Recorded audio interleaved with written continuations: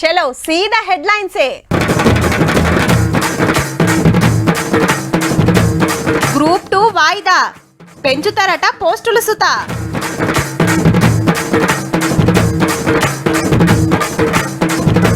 చెప్పుండే కొత్త రేషన్ కార్డులు తెంపేస్తుర్రు ఆరోగ్యశ్రీ లింకులు.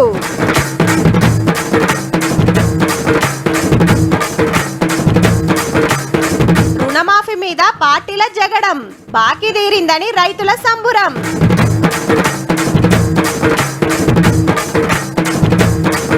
అశ్వరావుపేటల ఆగమాగం ఎన్నడూ కాలేదట ఇంతగనం.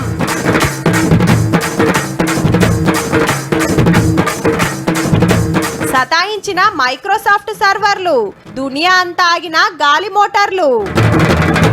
నోటిఫికేషన్లు అడిగితే అరెస్టులే, పోస్టులు పెంచమంటే అరెస్టులే, లీకులు చేయొద్దంటే అరెస్టులే, పేపర్లు అమ్ముకోవద్దంటే అరెస్టులే. ధర్నా చౌక్ల ధర్నాలు, ప్రగతి భవన్ ముట్టళ్లు, మంత్రులను గెరావ్ చేసుడు నడుస్తుండే.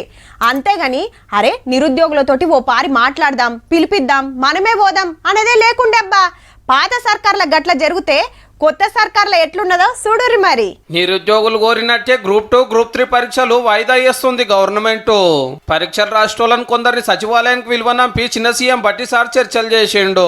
మనోళ్ళు చెప్పింది తిన్నాక ఎంబటే TGPSC chairman Mahender Reddy sir కు ఫోన్ చేసి ఎగ్జామ్స్ వాయిదా గురించి మాట్లాడిండట.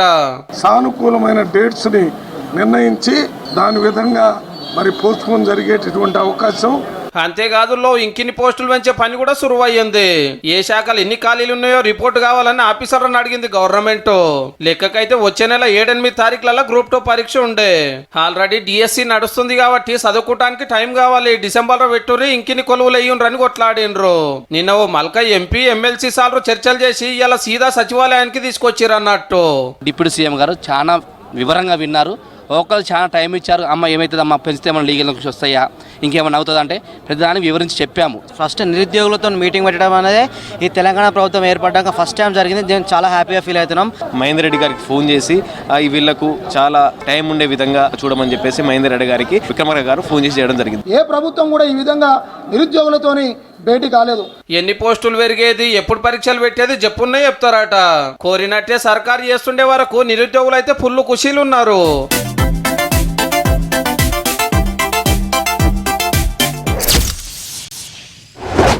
ఎక్కడదబ్బా తెలంగాణ అంతా సంబురాలే సంబురాలు.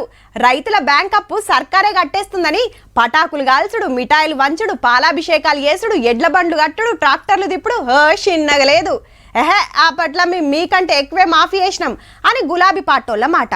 వాళ్ళ సంబురాలు వీళ్ళ డౌట్లు జరసేపు పక్కకు పెడితే అసలు వ్యవసాయదారులు ఏమనుకుంటారు అనేది ముఖ్యం కదా. మందలిద్దాం పాండ్రి, మరి ఏమంటారో. ఇప్పుడు నాటేసే టైం ఉంది కాబట్టి నాకు పెట్టుబడి కూడా మంచిగా అందుతుంది. నాకు కేసీఆర్ 3 సార్లు చేస్తాడు, 2 సార్లు చేస్తాడు. ఒకసారి 25 ఇస్తే అవి వడ్డీకే పోయినాయి. మన్నా వేస్తాడు, అలా రాలేదు. ఎవ్వరు కూడా ఇంత సాయం ఏ ప్రభుత్వం కూడా చేయలే. సంతోషంగా అనిపిస్తుంది. టైంకు పెట్టుబడికి అందుతట్టు అవి చేసినప్పుడు మంచిగా కొట్టడా చేస్తున్నాడు, మంచిగా అనిపిస్తున్నది. ఖర్చు పెడతా పత్తి నీకే కాలువ నీకే భూతాలకు ఇచ్చిన పైసలు భూతానికి పెడతా. 60,000 నీకు మిగిలినట్టే ఏం చేయబోతున్నావు? ఇంకా మరి మిగిలిన పైసలు మా బిడ్డకి ఫీజు కట్టాలి. ఇప్పుడు ఇప్పటికి 5 సంవత్సరాలు దాటింది. అది అప్పుడు కానిది ఇప్పుడు కాంగ్రెస్ ప్రభుత్వం వచ్చిన తర్వాత రేవంత్ రెడ్డి ముఖ్యమంత్రిగా ఉన్నప్పుడు ఇప్పుడు నాకు ₹1,00,000 రుణమాఫీ జరిగింది. దీనికి నేను ఎంతో సంతోషిస్తున్నాను. గత ప్రభుత్వము 1,04,000 సంవత్సరాలు చేసింది. ఇది ఒకేసారి కదా సార్. దీన్ని మంచి అనుకున్నాడు కానీ దాన్ని ఎట్లా అనుకుందాం? 5 ఏళ్ళు ఆయన విడుదలగా చేసిన కానీ మిత్తి మళ్ళీ అంత మితి పడదాడు. గత ప్రభుత్వం చాలా మోసం చేసింది రైతులను. ₹1,00,000 మాఫీ అన్నది లాస్ట్ ఎలక్షన్ మూమెంట్లో 6 నెలల ముందు ₹1,00,000 మాఫీ అని పెట్టి కొంతమంది రైతులకు ఇచ్చింది. చాలా మంది రైతులకు మాకు ₹1,00,000 రుణం మాఫీ కాలేదు. పని గుంపులకు పోయి దేశాలకు పోయి తెచ్చి కట్టిన ఒక్కొక్క మేనేజర్ తాళాలు కూడా వేసిండు కట్టకపోతే. ఒకసారి రుణమాఫీ ఏ గవర్నమెంట్ వేయలేదు. 30,000 తీసుకుపోయిన ఉంటే అయితే 1,00,000 అయినాయి. అందులో 46,000 మాఫీ అయినాయి. సత్యమే ఉన్నాయి. ఇంతకుముందు కాలేదు కాక ఇబ్బంది పడ్డాం అనమాట. మళ్ళీ మసాలాలకు మందులకు తెచ్చుకోవాలి. 10 సంవత్సరాల దాకా 25,000 10,000 ఇట్లా అట్లా అనుకుంటా సగం మందికి ఎగబెట్టిన ప్రభుత్వం అది. ₹1,00,000 తీసుకున్నామని చేత అన్నాడు కేసీఆర్. ఇంతవరకు 10 సంవత్సరాల బట్టి మాకు రుణం కాలేదు. ఇప్పుడు కాంగ్రెస్ వచ్చింది, రేవంత్ రెడ్డి హయాంలో మాకు ఇప్పుడు ₹1,00,000 వరకు మాఫీ అయినందుకు ధన్యవాదాలు. 41,000 అప్పుడు ఇక 90 అన్నారు మాపి అయితే ఆర్థిక సౌదాకు 2 లక్షలు రుణమాఫీ చేయంగా మేము ఎన్నడూ చూడలేక చాలా సంతోషం. నాకు 1,00,000 రూపాయల మాపి. పోయినసారి చేస్తున్నా అని కేసీఆర్ ఏం చేసిండు? 40 మందికి వేసిండు, 50 మందికి వేయలేదు. మా గల్లీలా ఓ అంటుంటదబ్బా, 4 అంతరాల పెద్ద బంగ్లా, ఇండ్ల కిరాయిలే నెలకు 50-60 వేలు వస్తాయి. మళ్ళా కొడుకు సాఫ్ట్వేర్ జాబు, ఎక్కుతే కారు దిగుతే కారు, తులాల కమానం బంగారం, ₹1 కోటి కట్నం ఇచ్చి బిడ్డలగ్గం చేసింది. గమ్మతేందంటే నెల రాగానే రేషన్ షాప్ కడ లైన్ కడుతుంది. ఏంది అంతున్నోళ్ళు కంట్రోల్ బియ్యం తింటుర్రా? వాళ్ళకేం కర్మ, దినాం బాస్మత్ బియ్యం తినే లెవెలు. హగో మరి రేషన్ కార్డు ఎందుకు అంటురులే? గీ వార్త చూస్తే మీకే ఎరకైతుంది. అందరు నిమ్మలపడే ముచ్చట ఏందంటే ఆరోగ్యశ్రీ కార్డుకు రేషన్ కార్డుకు లింకు కట్ అవుతుంది. అదే ఇదే ఆ కార్డు వైద్యానికి, ఈ కార్డు బియ్యానికి. ఇప్పటిదాకున్న గీ లంకె తెంపేసి కొత్త ఆరోగ్యశ్రీ కార్డులు పంచాలని ఆఫీసర్లకు ఆర్డర్ వేసిండు సీఎం సారు. కొత్త రేషన్ కార్డుల విషయం కూడా నేను స్పష్టమైన ప్రకటిస్తున్నా, మేము కొత్త రేషన్ కార్డు ఇవ్వబోతున్నాము. రేషన్ కార్డ్ అండ్ ఆరోగ్యశ్రీకి వేరు కార్డులు ఏర్పాటు చేయబోతున్నాము. ప్రైవేట్ ఇన్సూరెన్స్ కంపెనీలు ఇచ్చినట్టే ఇంటోళ్ళందరి పేరు మీద గ్రూప్ కార్డు ఇస్తుందట గవర్నమెంట్. ఆధార్ లెక్కనే ఓ నెంబర్ ఉంటది, మన వివరాలు మొత్తం ఆన్లైన్ లకి ఎక్కిచ్చి పెడతారట. గట్లనే చూస్తాయి దవాఖానకు పోయినాం అనుకో, దా నెంబర్ కొట్టంగానే ఇంట్లో ఎందరు ఉన్నారు, ఎవల పానం ఎట్లున్నది, ఏం వైద్యం చేపించుకున్నారు అనేది మొత్తం ఎరకైతది. ఇక అప్పుడు డాక్టర్ల పని కూడా అల్కగా అవుతుంది అన్నట్టు. కానీ ఇప్పుడు ఎట్లుంది, దవాఖాన అయితే ఫస్ట్ అడిగేదే ఆరోగ్యశ్రీ కార్డు ఉందా, తెల్ల రేషన్ కార్డు ఉందా అని. అవి ఉంటే పుక్కట్లనే ట్రీట్మెంట్, బిల్లు గవర్నమెంట్ కట్టేస్తుందా?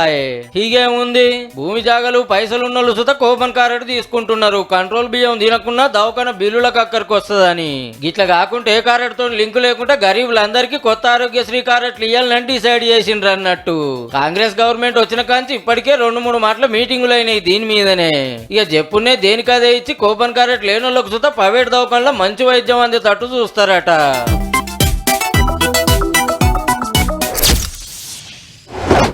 అనుకున్నా ఇది పక్కా అవుతుందని అప్పుడే అనుకున్నా. ఊత మాటలని ఆసారు, లేలే పక్కా జరుగుతుందని ఈసారు. మళ్ళా ఏడికి పోతే అక్కడి దేవుళ్ళ మీద ఒట్టు పెట్టే, అది కూడా 1000 మంది ముంగట. టీవీల కెమెరాల రికార్డ్ అవుతుంటే ఆయన కూడా కాదు అని గాసారు. ఎందుకంత ఆత్రం, ఓ 3 నెలలు అయితే ఎవరి మాట గెలుస్తుందో తెలుస్తుంది అనుకున్నారంతా. ఇప్పుడు గా టైం వచ్చే వరకు ఇగో గిట్లా అవుతుంది. రుణమాఫీ సురువయ్యింది, రాజీనామాల డిమాండ్ జోరయ్యింది. 15 ఆగస్టు లోపల 2 లక్షల లోన్లు మాఫీ చేస్తే నేను ఎమ్మెల్యే పదవి విడిచిపెట్టేస్తా అని ఎంపీ ఎలక్షన్ల టైంలో హరీష్ రావు సార్ సవాల్ చేసిండు సర్కార్కు. సీఎం సార్ మాట ఇచ్చినట్టే 1,00,000 మాఫీ అయ్యింది, చెప్పిన టైంకి ఇంకో 1,00,000 గ్యారంటీగా చేస్తారట. సవాళ్లు విసిరిన వాళ్ళకి మిమ్మల్ని రాజీనామా చేయమని మేము అడగం, ఎందుకంటే మీరు ఎట్లా పారిపోతారు మాకు తెలుసు. అప్పట్లో సవాల్ మీద హరీష్ రావు సార్ అమర్ల స్తూపం కాడికి వచ్చిండు కాబట్టి ఇప్పుడు వచ్చి రాజీనామా చేయాలని కాంగ్రెస్ లీడర్లు వచ్చిండ్రు. చెల్ మీద అంతా జూట, నేను మాట అంటే మాటే, రుణమాఫీ ఒక్కటే కాదు 6 గ్యారంటీలు ఇచ్చిన హామీలన్నీ తీర్చాలి. అప్పుడు అదే చెప్పినా ఇప్పుడు అదే చెప్తున్నా అనేది ఈసారి మాట. హరీష్ రావు గారు మీకు ఖచ్చితంగా చెప్పిండు, 6 గ్యారంటీలు 13 హామీలు రుణమాఫీ ఆగస్టు 15 చేస్తే ఖచ్చితంగా నేను రాజీనామా చేస్తా అన్నాడు. కాలం ఎట్లయితుందో, ఆనలు వస్తాయో రావో, దేశం మీది బాజుకు గంతగనం ఆనలు గురుస్తున్నాయి. ఇటొక్క డల్లన్న రాకపాయే, ఇత్తులు మొలకలు వస్తలేవాయే, నారు మడులు ఎండిపోవట్టే. ఇగో గిట్లుండే మొన్నటిదాకా. కొన్ని మాటల వచ్చుడు ఆలస్యం కావచ్చు, కానీ వచ్చుడైతే పక్క అనుకుంటా వచ్చుడొచ్చుడే 2-3 జిల్లాలను మునుం పెట్టారుసుకున్నది. ఆనలు దంచుతుండే వరకు కొత్తగూడెం జిల్లా అశ్వారావుపేట ఆగమాగమైంది. గుమ్మడవల్లి పెద్దవాగుకు గండివడి ఊర్ల మీదికి వరద నూక్కొస్తే పంటలు, రోడ్లు, తంబాలు, బండ్ల కాంచెలు కొట్టుకుపోయినాయి అంటే చూడురిగా. ఇక ఇండ్లకు వరద నూక్కొచ్చి సరుకు సౌదలు ఏం లేకుండా నూక్కపోయింది. గ్యాస్ బండ్లు అన్ని పోయినాయి, ఏమి లేదు, ఇల్లు పడిపోయింది. బతకాలని పారిపోయిన ఒక్క కోడు లేదు, కుక్క లేదు, గుడ్డ లేదు, ఏమి లేదు. ఒక్కపారే వరద రాగానే బతుకుంటే సాలనుకొని ఏరే ఊర్లకు పోయిరట. వాగుల 25 మంది చిక్కబడితే కాపాడిండ్రు. Local MLA Adinarayana sir, collector, SP సార్లు ప్రాజెక్టును చూసి పబ్లిక్ తోటి మాట్లాడి ధైర్యం చెప్పిర్రు.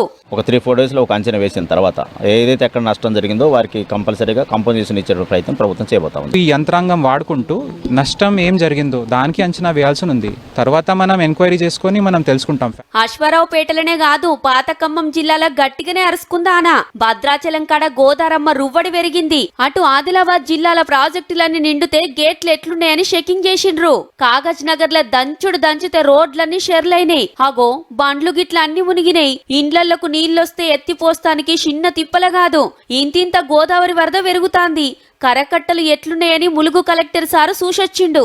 శానా జిల్లాలలో వాగులు వంగుతుండే వరకు ఊర్ల నడమ తొవ్వలు బందైతున్నాయి. బావుళ్లకు నీళ్లచ్చుట్లా బొగ్గు తీసుడు ఆగింది. శ్రీరామ్ సాగర్ కు వరద చేరుతాంది. ప్రాణహిత నదిది జోరుంది.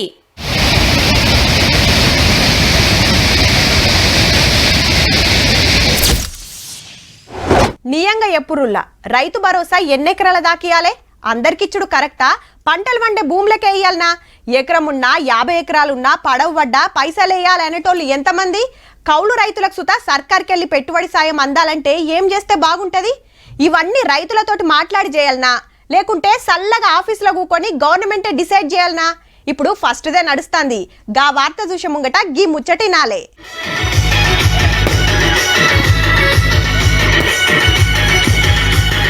లోన్లు మాఫీ అవుతున్నందుకు రైతులు సంబురాలు చేసుకుంటుంటే పార్టీల నడుమ రుణమాఫీ జగడం నడుస్తుంది. ఒకటే పారి అందరి చేయాలి, ఏ కాన లేకుండా కట్టేయాలి, ఎగ్గొట్టాలని చూస్తున్నారని గులాబీ లీడర్లు అంటున్నమాట. ఆనాడు 19,000 కోట్లుంటే ఇవాళ 6,000 కోట్లకు వచ్చింది. మీరు 10 ఏళ్లలో గంత చేసిండ్రేమో కానీ వీళ్ళు పవర్లకు వచ్చిన 8 నెలలకే 31,000 కోట్లు మాఫీ చేస్తున్నారు కదా సారు. ఇచ్చిన మాటపై నిలబడాలని 2 లక్షల రూపాయల వరకు ప్రతి ఒక్కరికి, ప్రతి రైతు సోదరుడికి రుణమాఫీ చేసే కార్యక్రమం. సమస్యలు వచ్చినా, ఎన్ని కష్టాలు వచ్చినా రైతన్నకు మాట ఇచ్చినాము, మాట నిలబెట్టుకుంటామని చెప్పి ఈరోజు ఇంకో 15 రోజులలో 1,50,000 15 ఆగస్టు లోపల 2 లక్షలు పక్కా మాఫీ చేస్తారట. రైతు రుణమాఫీ ముచ్చట ఇట్లుంటే రైతు భరోసా మీటింగ్ కరీంనగర్ లో పెడితే మంచి మంచి సలహాలు ఇచ్చిరు వచ్చిన వాళ్ళంతా. లిమిట్ 10 ఎకరాల 5 ఎకరాల చేస్తే బాగుంటుంది సార్. రైతులకు కూడా నెలకు ఇంత పెన్షన్ రిటైర్డ్ అయినాక పెన్షన్ రూపకంగా ప్రభుత్వం అందేయాలని, గుట్టలకు బండలకు ఇవ్వకుండా. హలో, నేను కానిస్టేబుల్ మాట్లాడుతున్నా అని అవతలైన అన్నాడనుకో, అప్పటికే అదురుకుంటారు కొందరు. ఆయనత ఎస్ఐనో సిఐనో మాట్లాడితే సల్ల చెమటలే, ఏం మాట్లాడాలనో కూడా దోయది.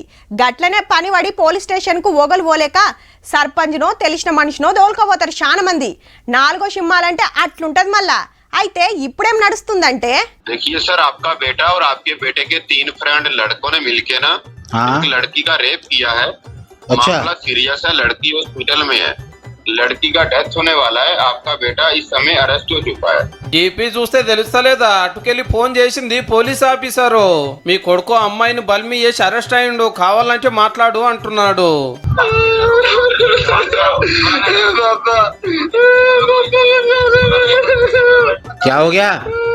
పోరాడు అరెస్ట్ అయ్యి ఏడుస్తుంటే అయ్యింది తిక్క మాట్లాడుతున్నాడు అనిపిస్తున్నదిలే. ఫోన్ చేసినోడు పోలీస్ కాదు, పైసలు గుంజే దొంగ పడివేగాడు. మరి మీ ఓన్ మీద కేసు కావద్దంటే 12 లక్షలు ఆన్లైన్ లో పంపు, లేకుంటే జైలుకు పోతాడు, జిందగీ బర్బాజ్ అవుతుందని ధమ్కి ఇచ్చిండు. కనికి కాకు హుషారున్నట్టున్నాడు. సైబర్ దొంగలని ముందే గుర్తుపట్టి మొత్తం రికార్డు చేసిండు. 40,000 से आपके बच्चे को क्लियर कर देंगे. अरे यार 12 लाख के 40,000 समझ रहे हो आप? अरे कम से कम 4 लाख लो. అరే 12 లక్షలు డిమాండ్ చేసినోడు ఆఖరికి 40,000 అని బతిమలాడబట్టే. అయ్యో గంత తక్కువ నావు 4 లక్షలు వద్దా అనగానే అబ్బరే కొడుకో నేను ఎవరినో తెలిసిపోయిందిరా అని ఫోన్ కట్ చేసిండు ఎమ్మటే. ఏడ జరిగిందో గానీ మన డీజీపీ జితేందర్ సార్ పబ్లిక్ లకి ఇడిచిండు అందరికి ఎరక కావాలని. ఈ నడుమ మీ కొడుకు అరెస్ట్ అయ్యిండు, మీ పేరు మీద డ్రగ్స్ పార్సల్ వచ్చింది, మీరు కేసులు ఇరుక్కున్నారు, బయటపడాలంటే పైసలు పంపాలని ఫోన్లు చేస్తున్నారు. పోలీస్ డీపీ ఉంది నిజమే అనుకొని గాత్రంలోనో భయంతో కొందరు పైకం పంపి మోసపోయినామని అటెంక నెత్తికి చేతులు పెడుతున్నారు. మీకు ఇట్లా గిసొంటి ఫోన్లే వస్తే ఏ ఊరు ఏ పోలీస్ స్టేషన్ నేనే వస్తాను గట్టిగా మాట్లాడతారంటే ఫోన్ కట్ చేసి దెబ్బకు తోక వీక్తారు.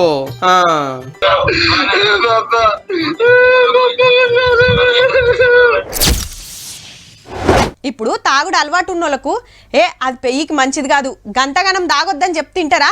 మా ఆగ చెప్పినవుతి అని ఇంకో కోటర్ ఎక్కువే గుంజుతారు.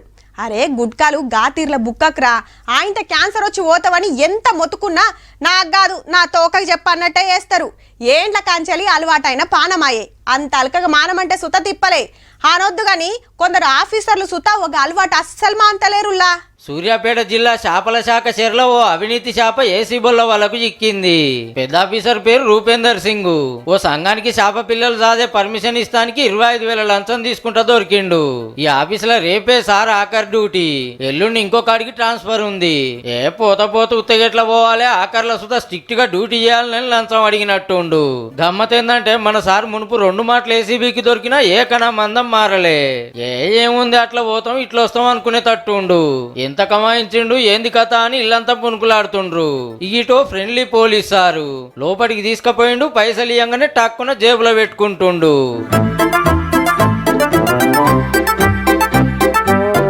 యాదాద్రి జిల్లా సంస్థాన్ నారాయణపూర్ స్టేషన్ లా భూమి కొట్లాటల స్టేషన్ కొత్త లంచం అడిగిండట. ఇచ్చుకుంటే వీడియో తీసి సోషల్ మీడియాలకు ఎక్కిస్తే సస్పెండ్ చేసిండు పెద్ద పోలీస్ సారు. ఇక ఇప్పుడు friendly traffic police sir.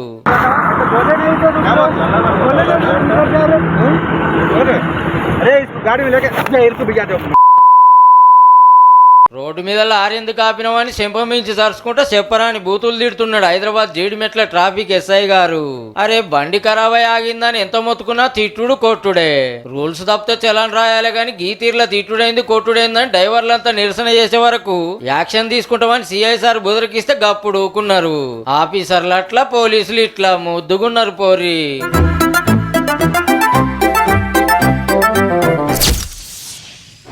Shopping కు పోయినాం అనుకోర్రి, చిన్న దుకాణాలైతే ముంగట్నే పార్కింగ్ చేసి పోతాం.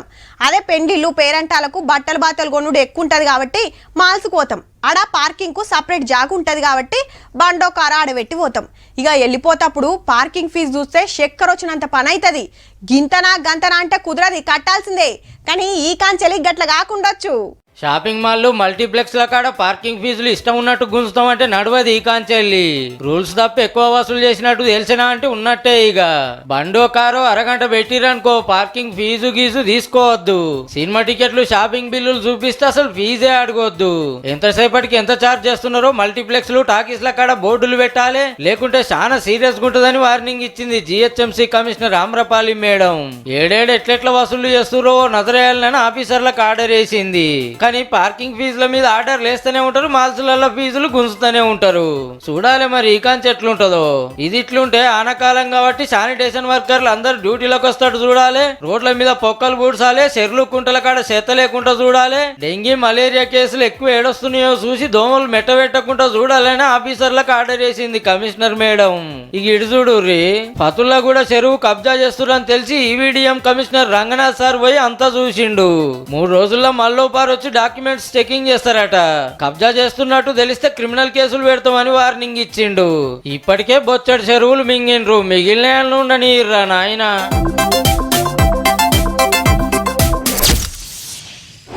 అసలే ఆనకాలం కాబట్టి ఊర్ల నడుమ బ్రిడ్జిలు కొట్టుకపోతుంటాయి. హీగేముంది, ఈటోళ్ళు అటు పోవుడు ఉండదు, ఆటోళ్ళు ఇటు వచ్చుడు ఉండదు. ఇంకో రూట్లో పోవాల్సిందే. అట్లనే ఓ ఊరికి బస్సులు బంద్ అయినాయి అనుకోర్రి, ఆటోలో జీప్లో చూసుకొని వెళ్ళిపోతుంటారు. అట్లనే రైలు గిట్ల బంద్ పెట్టిరా అంటే బస్సో కారో మాట్లాడుకోనైనా రాష్ట్రాలు దాటొచ్చు. మరి దేశమే దాటాలంటే పక్క విమానమే ఎక్కాలి. పుసుక్కున అవి లేవనుకో గంతేగా ఇంటికాడు ఉండడే. ఇంతకు ముచ్చటేందంటే గాలి మోటార్లు గాల్లకి ఎగురుడు లేదు, ప్యాసింజర్లు ప్రయాణాలు చేసుడు లేదు. బయట విమానాలు లోపట జనాలు. మైక్రోసాఫ్ట్ కంపెనీల సర్వర్లు సతాయించే వరకు దేశాలు దాటి పోవాల్సిన వాళ్ళు డిపో సుత దాటకుంటాయింది. మన దేశంలోనే కాదు లో దునియా మొత్తం ఇదే కథ. ఎక్కడోళ్ళు అక్కడ నిలబడిపోయిండ్రు. ఏ విమానం ఎన్ని గంటలకు వచ్చేది డిజిటల్ బోర్డులో చూపిస్తుండే. అవన్నీ ఆగిపోయే వరకు ఇట్లా పెన్నుతోటి బోర్డు మీద రాసి పెట్టిండ్రు. ఆన్లైన్ లా బుకింగ్ చేసుకున్న వాళ్ళకు చేతిరాతతోని టికెట్లు ఇచ్చి కొన్ని సర్వీసులు నడిపిస్తుర్రంటే చూడురిగా ఎట్లున్నదో. విజయవాడ నుంచి ట్రావెల్ చేసి వచ్చాం. హైదరాబాద్ కనెక్టింగ్ ఫ్లైట్ ఉందంటే ఇన్ బిట్వీన్ మాకు ఇక్కడికి వచ్చిన తర్వాత 5 hours ట్రావెల్ చేసిన తర్వాత తెలిసింది ఏంటంటే ఇక్కడ ఫ్లైట్ క్యాన్సిల్ అయిందని తెలిసింది. ఇప్పుడు మేము ఎట్లా పోవాలని కొందరు లొల్లి చేస్తుంటే చేసేదేం లేక మళ్ళా ఇంటి తోవబడుతురు చాలా మంది. డిపోల షిక్కవడ్డోళ్ళ మంచి చెడ్డలు అరుసుకోర్రని ఆఫీసర్లకు ఆర్డర్ వేసిండు గాలి మోటార్ల మంత్రి రామ్మోహన్ నాయుడు సారు. ఏం సర్వర్లో ఏమో గాని పెద్ద పరిశానే వచ్చింది పో.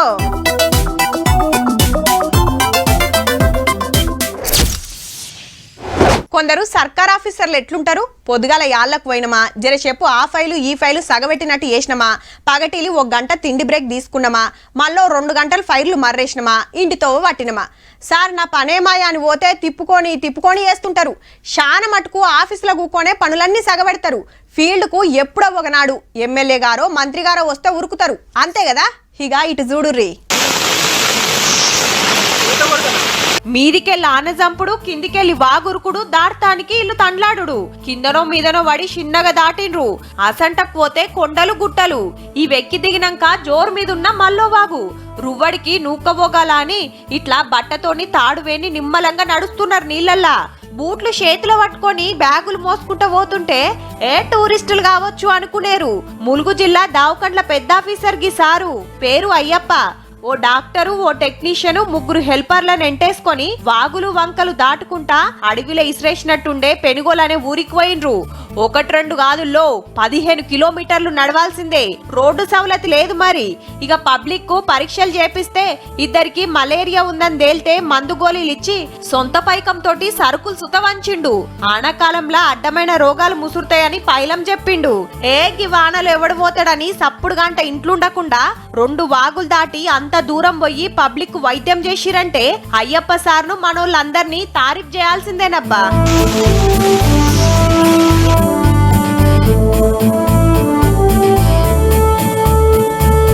చూసిండ్రు కదా, ఇక ఇవ్వుల్లా ఇయాల్టి తీన్మార్ ముచ్చట్లు ఉంటామల్లా. నమస్తే.